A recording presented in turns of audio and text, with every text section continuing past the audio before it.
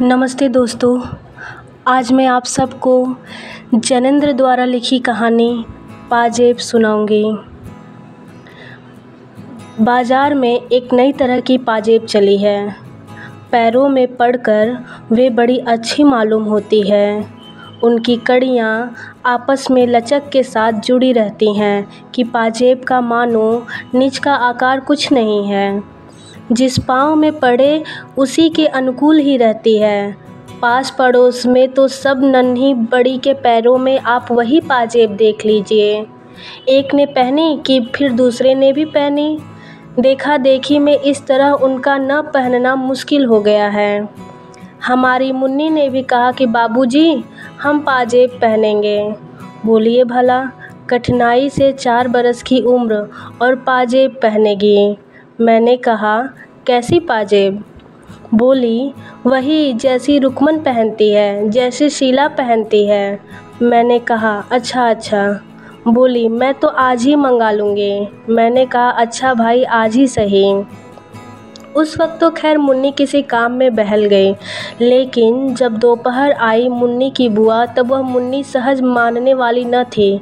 बुआ ने मुन्नी को मिठाई खिलाई और गोद में लिया और कहा कि अच्छा, तो तेरी पाजेब अब के इतवार को ज़रूर लेती आऊँगी। इतवार को बुआ आई और पाजेब ले आई। मुन्नी पहनकर खुशी के मारे यहाँ से वहाँ ठुमकती फिरी। रुकमन के पास गई और कहा, देख रुकमन, मेरी पाजेब।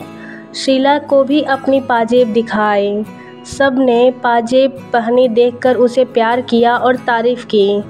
सचमुच वह चांदी की सफ़ेद 2-3 लड़ियों सी टखनों के चारों ओर लिपटकर चुपचाप बिछी हुई बहुत ही सुघड़ लगती थी और बच्ची की खुशी का ठिकाना न था।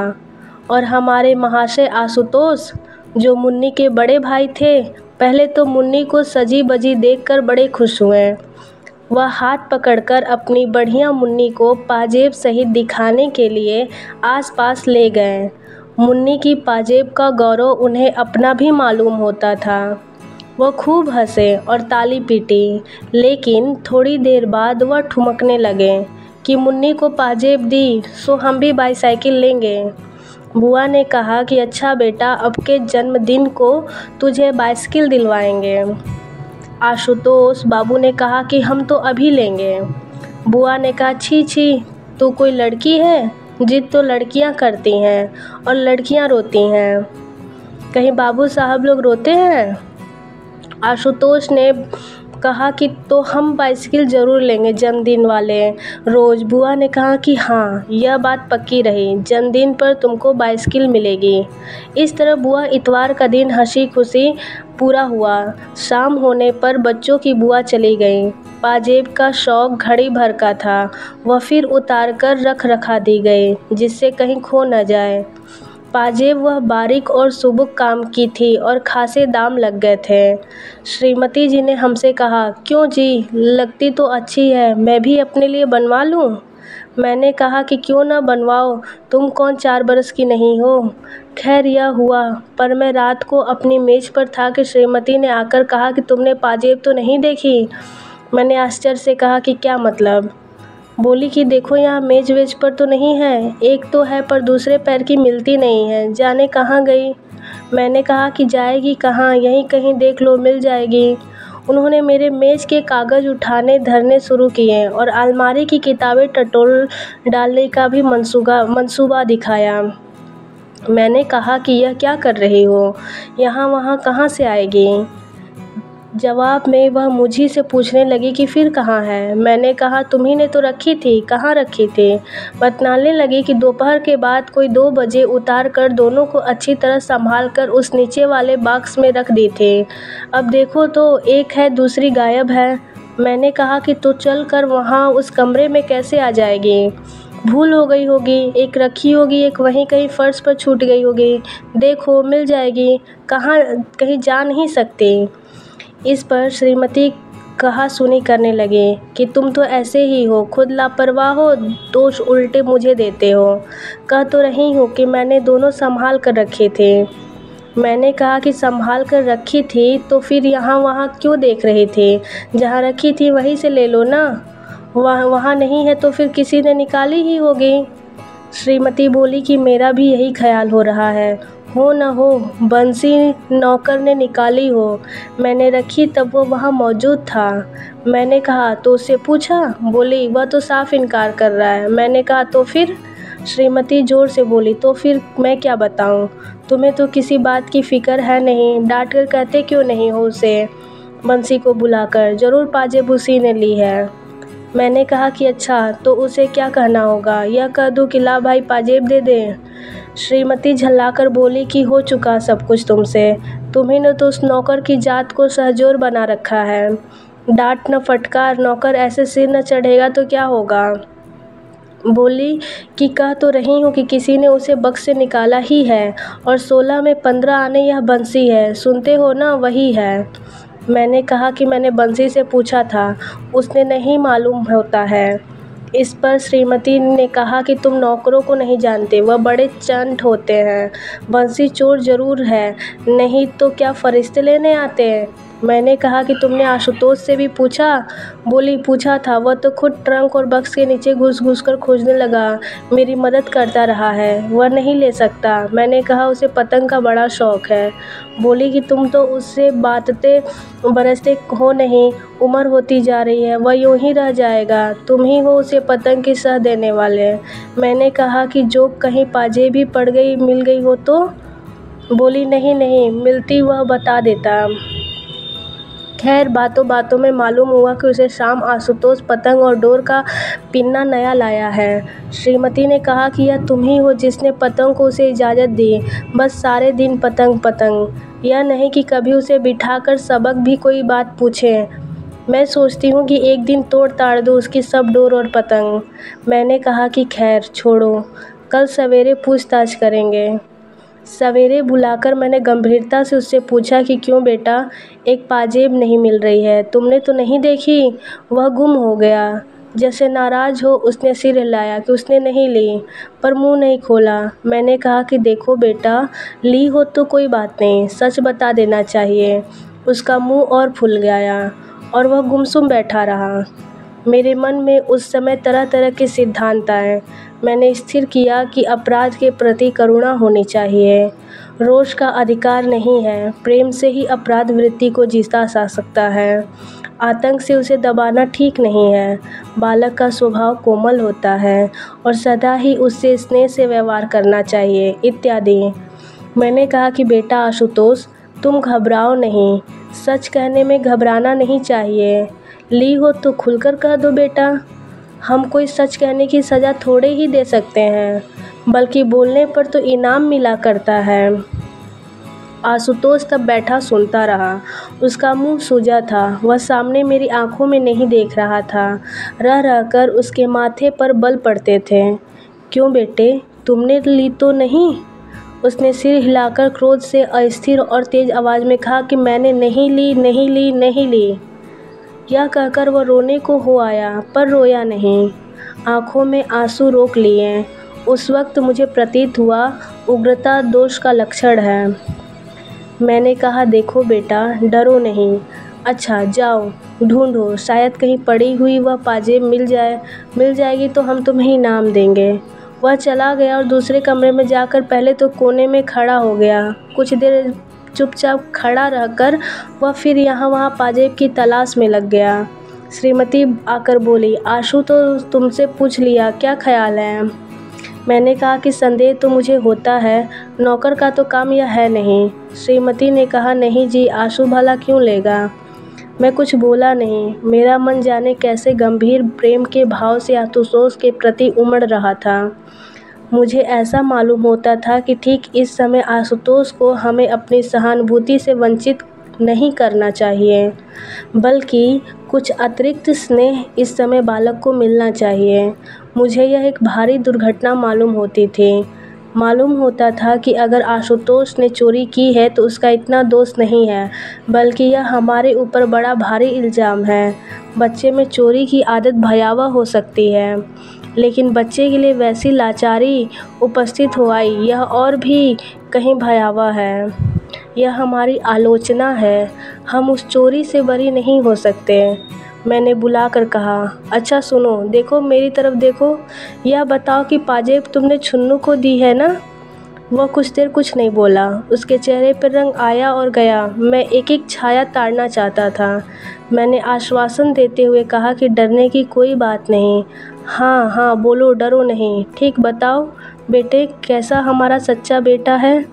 मानो बड़ी कठिनाई के बाद उसने अपना सिर हिलाया। मैंने बहुत खुश होकर कहा कि दी है ना छुन्नू को? उसने सिर हिला दिया। अत्यंत सांत्वना के स्वर में स्नेहपूर्वक मैंने कहा कि मुंह से बोलो, छुन्नू को दी है ना? उसने कहा हाँ।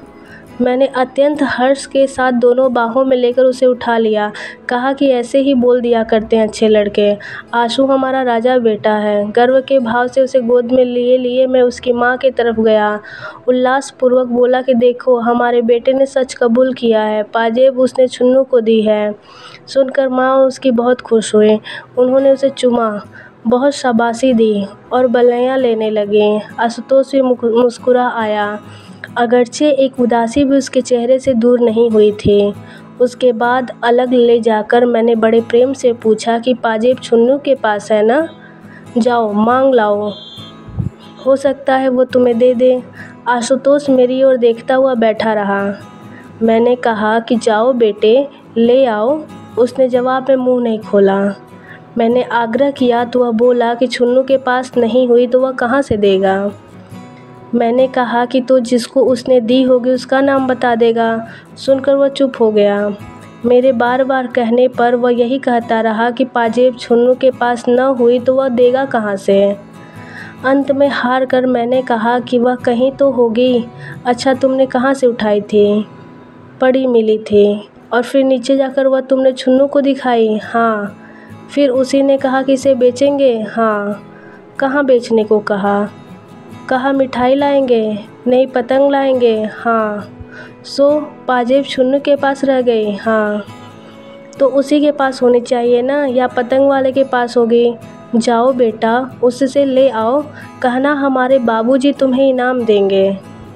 वह जाना नहीं चाहता था। उसने फिर कहा कि छुन्नू के पास नहीं हुई तो कहाँ से देगा? मुझे उसकी जिद बुरी मालूम हुई। मैंने कहा कि तो कहीं तुमने उसे गाड़ दिया है? क्या किया है? बोलते क्यों नहीं? वह मेरी ओर देखता रहा और कुछ नहीं बोला। मैंने कहा, कुछ कहते क्यों नहीं? वह गुमसुम रह गया और नहीं बोला। मैंने डपट कर कहा कि जाओ, जहाँ वहीं से पाजेब लेकर आओ। जब वह अपनी जगह से नहीं उठा और नहीं गया तो मैंने उसे कान पकड़कर उठाया। कहा कि सुनते नहीं हो? जाओ पाजेब लेकर आओ, नहीं तो घर में तुम्हारा काम नहीं है। उस तरह उठाया जाकर वह उठ गया और कमरे से बाहर निकल गया। निकलकर बरामदे में एक कोने में रूठा मुंह बनाकर खड़ा रह गया। मुझे बड़ा क्षोभ हो रहा था। यह लड़का सच बोलकर अब किस बात से घबरा रहा है, यह मैं कुछ समझ न सका। मैंने बाहर आकर धीरे से कहा कि जाओ भाई, जाकर छुन्नू से कहते क्यों नहीं हो?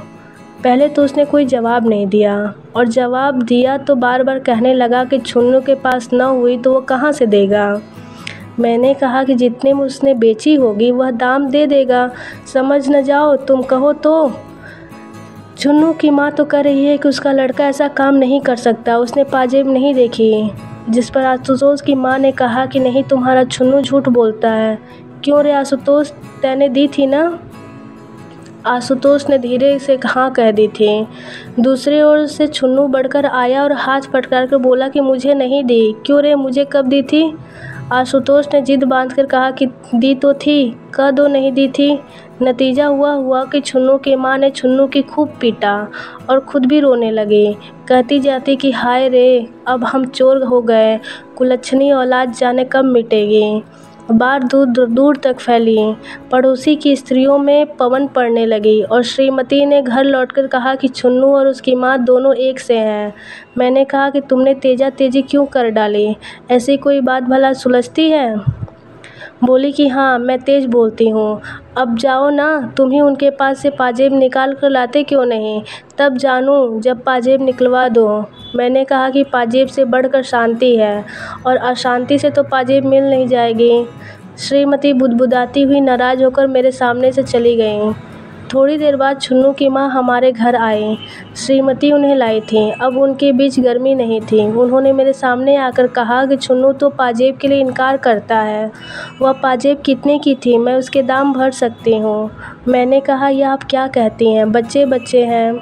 आपने छुन्नू से सहूलियत से पूछा भी? उन्होंने उसी समय छुन्नू को बुलाकर मेरे सामने कर दिया। कहा कि क्यों रे, बता क्यों नहीं देता जो तैने पाजेब देखी है। छुन्नू ने ज़ोर से सिर हिलाकर इनकार किया और बताया कि पाजेब आशुतोष के हाथ में मैंने देखी थी और वह पतंग वालों को दे आया है। मैंने खूब देखी थी, वह चांदी की थी। तुम्हें ठीक मालूम है? हाँ, वह मुझसे कह रहा था कि तू भी चल, पतंग लाएंगे। पाजेब कितनी बड़ी थी बताओ तो? छुन्नू ने उसका आकार बताया जो ठीक ही था। मैंने उसकी माँ की तरफ देखकर कहा, देखिए ना, पहले यही कहता था कि मैंने पाजेब देखी तक नहीं, अब कहता है कि देखी है। माँ ने मेरे सामने छुन्नू को खींचकर तभी धम धम पीटना शुरू कर दिया। कहा कि क्यों रे, झूठ बोलता है, तेरी चमड़ी न उधेड़ी तो मैं नहीं। मैंने बीच बचाव करके छुन्नू को बचाया। वह शहीद की भांति पीटता रहा था, रोया बिल्कुल नहीं। एक कोने में खड़े आशुतोष को जाने किस भाव से देख रहा था। खैर, मैंने उसको छुट्टी दी। कहा, जाओ बेटा, छुन्नू खेलो। उसकी माँ को कहा, आप उसे मारिएगा नहीं, और पाजेब कोई ऐसी बड़ी चीज़ नहीं है।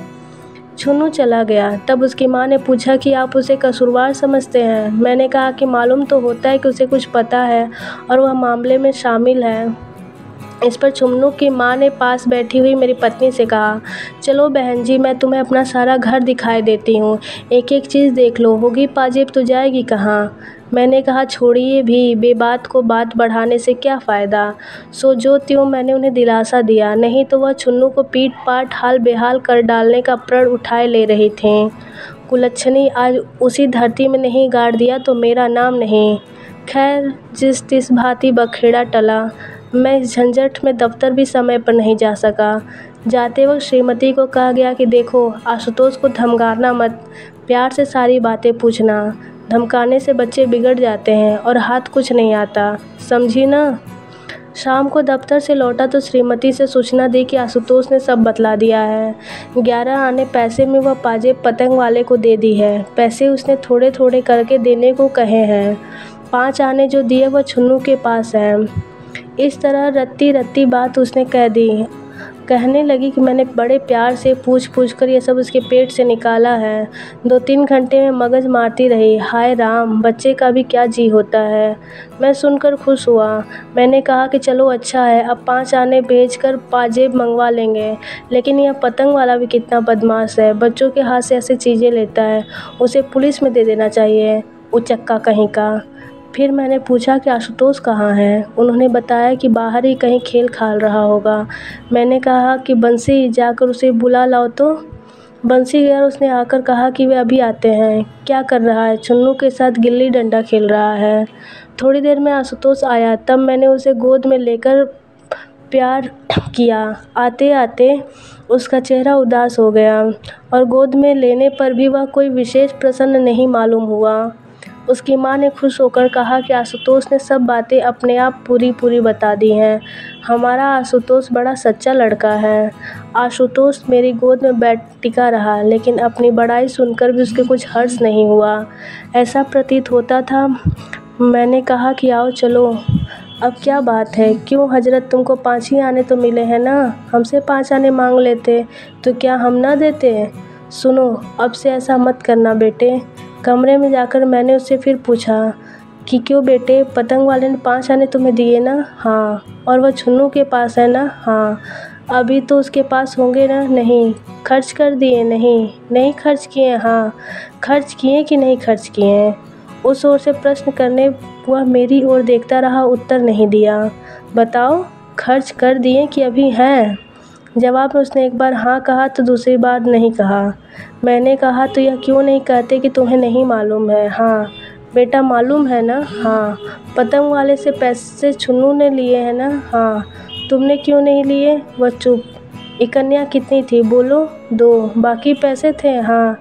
दुअन्नी थी? हाँ। मुझे क्रोध आने लगा। डपट कर कहा कि सच क्यों नहीं बोलते जी? सच बताओ, कितनी कन्या थी और कितना क्या था? वह खड़ा रहा, नहीं बोला। बोलते क्यों नहीं? वह नहीं बोला। सुनते हो? बोला नहीं तो? आशुतोष डर गया और कुछ नहीं बोला। सुनते नहीं मैं क्या कह रहा हूँ? इस बार भी वह नहीं बोला तो मैंने कान पकड़कर उसके कान खींच लिए। वह बिना आंसू लाए गुमसुम खड़ा रहा। अब भी नहीं बोलोगे? वह डर के मारे पीला हो आया, लेकिन बोल नहीं सका। मैंने ज़ोर से बुलाया, बंसी यहाँ आओ, इनको लेकर जाकर कोठरी में बंद कर दो। बंसी नौकर उसे उठाकर ले गया और कोठरी में मूंद दिया। 10 मिनट बाद फिर उसे वापस बुलाया गया। उसका मुंह सूजा हुआ था, बिना कुछ बोले उसके होंठ हिल रहे थे। कोठरी में बंद होकर भी वह रोया नहीं। मैंने कहा, क्यों रे, अब तो अक्ल आई? वह सुनता हुआ गुमसुम खड़ा रहा। अच्छा, पतंग वाला कौन सा? दाईं तरफ की चौराहे वाला? उसने कुछ होठ में बड़बड़ा दिया जिसे मैं कुछ समझ न सका। वह चौराहे वाला? बोलो। हाँ। देखो, अपने चाचा के साथ चले जाओ, बता देना कि कौन सा है, फिर उसे स्वयं भुगत लेंगे, समझते हो ना? यह कहकर मैंने अपने भाई को बुलाया। सब बात बताकर समझाता हुआ कहा कि देखो, 5 आने के पैसे ले जाओ, पहले तुम दूर रहना। आशुतोष पैसे ले जाकर उसे देगा और अपनी पाजेब मांगेगा। अव्वल तो यह पाजेब लौटा ही देगा, नहीं तो उसे डांटना और कहना कि तुझे पुलिस के सुपुर्द कर दूंगा। बच्चों से माल ठगता है, समझे? नरमी की ज़रूरत नहीं है। और आशुतोष, अब जाओ, अपने चाचा के साथ जाओ। वह अपनी जगह पर खड़ा था, सुनकर भी टस से मस होता दिखाई नहीं दिया। नहीं जाओगे? उसने सिर हिला दिया कि नहीं जाऊंगा। मैंने तब उसे समझा कर कहा कि भैया, घर की चीज़ है, दाम लगे हैं, भला 5 आने में रुपयों का माल किसी के हाथ खो दोगे? जाओ, चाचा के संग जाओ, तुम्हें कुछ नहीं कहना होगा। हाँ, पैसे दे देना और अपनी चीज़ वापस मांग लेना। दे तो दे, नहीं तो नहीं दे, तुम्हारा इससे कोई सरोकार नहीं, सच है ना? बेटे, अब जाओ। पर वह जाने को तैयार ही नहीं दिखा। मुझे लड़के की गुस्ताखी पर बड़ा बुरा मालूम हुआ। बोला, इसमें बात क्या है? इसमें मुश्किल कहाँ है? समझा कर, बता कर, सो समझता ही नहीं, सुनता ही नहीं। मैंने कहा कि क्यों रे, नहीं जाएगा? उसने फिर सिर हिला दिया कि नहीं जाऊंगा। मैंने प्रकाश, अपने छोटे भाई को बुलाया। कहा, प्रकाश, इसको पकड़ कर ले जाओ। प्रकाश ने उसे पकड़ा और आशुतोष अपने हाथ पैरों से उसका प्रतिकार करने लगा। वह साथ जाना नहीं चाहता था। मैंने ऊपर बहुत जब्र करके फिर आशुतोष को पुचकारा कि जाओ भाई, डरो नहीं, अपनी चीज़ घर में आएगी। इतनी सी बात समझते नहीं? प्रकाश, इससे गोद में उठाकर ले जाओ और जो चीज़ मांगे उसे बाजार में दिला देना। जाओ भाई। आशुतोष पर उसका मुंह फूला हुआ था। वह जैसे तैसे बहुत समझाने पर वह प्रकाश के साथ चला। ऐसे चला मानो पैर उठाना भी उसे भारी हो रहा हो। 8 बरस का यह लड़का होने को आया, फिर भी देखो ना, किसी भी बात की उसमें समझ नहीं है। मुझे जो गुस्सा आया कि क्या बतलाऊं, लेकिन ये याद करके कि गुस्से से बच्चे संभलने की जगह बिगड़ते हैं, मैं अपने को दबाता चला गया। खैर, वह गया तो मैंने चैन की सांस ली। लेकिन देखता क्या? मैंने पूछा, क्यों? बोला कि आशुतोष भाग आया है। मैंने कहा कि अब वो कहाँ है? वह रूठा खड़ा है, घर में नहीं आता। जाओ, पकड़ कर तो लाओ। वह पकड़ा हुआ आया। मैंने कहा, क्यों रे, तू शरारत से बाज नहीं आएगा? बोल, जाएगा कि नहीं? वह नहीं बोला तो मैंने कसकर उसके 2 चांटे दिए। थप्पड़ लगते ही वह एकदम चीखा, पर फौरन चुप हो गया। वह वैसे ही मेरे सामने खड़ा रहा कि कुछ देर में प्रकाश लौट आया। मैंने उसे देखकर मारे गुस्से से कहा कि ले जाओ इसे मेरे सामने से, जाकर कोठरी में बंद कर दो। दुष्ट, इस बार वह आधे 1 घंटे बाद रहा। मुझे ख्याल आया कि मैं ठीक नहीं कर रहा हूँ, लेकिन जैसे कोई दूसरा रास्ता न दिखता था। मार पीट कर मन को ठिकाना देने की आदत पड़ गई थी और कुछ अभ्यास न था। खैर, मैंने इस बीच प्रकाश को कहा कि तुम दोनों पतंग वाले के पास जाओ, मालूम करना कि किसने पाजेब ली है। होशियारी से मालूम करना, मालूम होने पर रेख्ता करना, मुर्रवत की ज़रूरत नहीं, समझे? प्रकाश गया और लट्टे में बताया कि उसके पास पाजेब नहीं है। सुनकर मैं झल्ला आया। कहा कि तुमसे कुछ काम नहीं हो सकता, जरा सी बात नहीं हुई, तुमसे क्या उम्मीद रखी जाए। वह अपनी सफाई देने लगा। मैंने कहा, बस तुम जाओ। प्रकाश मेरा बहुत लिहाज मानता था। वह मुंह डालकर चला गया। कोठरी खुलाने पर आशुतोष को फर्श पर सोता पाया। उसके चेहरे पर अब भी आंसू नहीं थे। सच पूछो तो मुझे उस समय बालक पर करुणा हुई, लेकिन आदमी में एक ही साथ जाने क्या क्या विरोधी भाव उठते हैं। मैंने उसे जगाया। वह हड़बड़ा कर उठा। मैंने कहा, कहो क्या हालत है? थोड़ी देर तक वह समझा ही नहीं, फिर शायद पिछला सिलसिला याद आया। झट उसके चेहरे पर वही जिद, अकड़ और प्रतिरोध के भाव दिखाई देने लगे। मैंने कहा कि या तो राजी राजी चले जाओ, नहीं तो इस कोठरी में फिर बंद कर दिए देते हैं। आशुतोष इसका विरोध प्रभाव पड़ा हो इसे मालूम नहीं हुआ। खैर उसे पकड़ कर लाया और समझाने लगा। मैंने निकाल कर उसे 1 रुपया दिया और कहा, बेटा इसे पतंग वाले को दे देना और पाजेब मांग लेना, कोई घबराने की बात नहीं, तुम समझदार लड़के हो। उसने कहा कि जो पाजेब उसके पास नहीं हुई तो वह कहाँ से देगा। इसका क्या मतलब? तुमने कहा कि 5 आने में पाजेब दी है, न हो तो छुन्नू को साथ ले लेना, समझे? वह चुपचाप हो गया। आखिर समझाने पर जाने को तैयार हुआ। मैंने प्रेम पूर्वक उसे प्रकाश के साथ जाने को कहा। उसका मुंह भारी देखकर डांटने वाला ही था कि इतने में सामने से उसकी बुआ दिखाई दी। बुआ ने आशुतोष के सिर पर हाथ रखकर पूछा कि कहाँ जा रहे हो? मैं तो तुम्हारे लिए केले और मिठाई लाई हूँ। आशुतोष का चेहरा रूठा ही रहा। मैंने बुआ से कहा कि उसे रोको मत, जाने दो। आशुतोष रुकने को उद्यत था। वह चलने में आनाकानी दिखाने लगा। बुआ ने पूछा, क्या बात है? मैंने कहा, कोई बात नहीं, जाने दो ना उसे। पर आशुतोष मचलने पर आ गया था। मैंने डांट कर कहा, प्रकाश इसे ले क्यों नहीं जाते हो? बुआ ने कहा कि बात क्या है? क्या बात है? मैंने पुकारा, बंसी तू भी साथ जा, बीच से लौटने ना पाए। सो मेरे आदेश पर दोनों आशुतोष को ज़बरदस्ती उठाकर सामने से ले गए। बुआ ने कहा, क्यों उसे सता रहे हो? मैंने कहा कि कुछ नहीं, ज़रा यूं ही। फिर मैं उनके साथ इधर उधर की बातें करने बैठ गया। राजनीति राष्ट्र की ही नहीं होती, मोहल्ले में भी राजनीति होती है। यह भार स्त्रियों पर टिकता है। कहाँ क्या हुआ, क्या होना चाहिए, इत्यादि इत्यादि चर्चा स्त्रियों को लेकर रंग फैलाती हैं। इस प्रकार कुछ बातें हुई। फिर छोटा सा बक्सा सरका कर बोली, इनमें वह कागज़ है जो तुमने मांगे थे, और यहाँ। यह कहकर उन्होंने अपने बास्केट की जेब में हाथ डालकर पाजेब निकालकर सामने किए, जैसे सामने बिच्छू हो। मैं भयभीत भाव से कह उठा कि यह क्या? बोली कि उस रोज़ भूल से यह एक पाजेब मेरे साथ चले गए थे। धन्यवाद।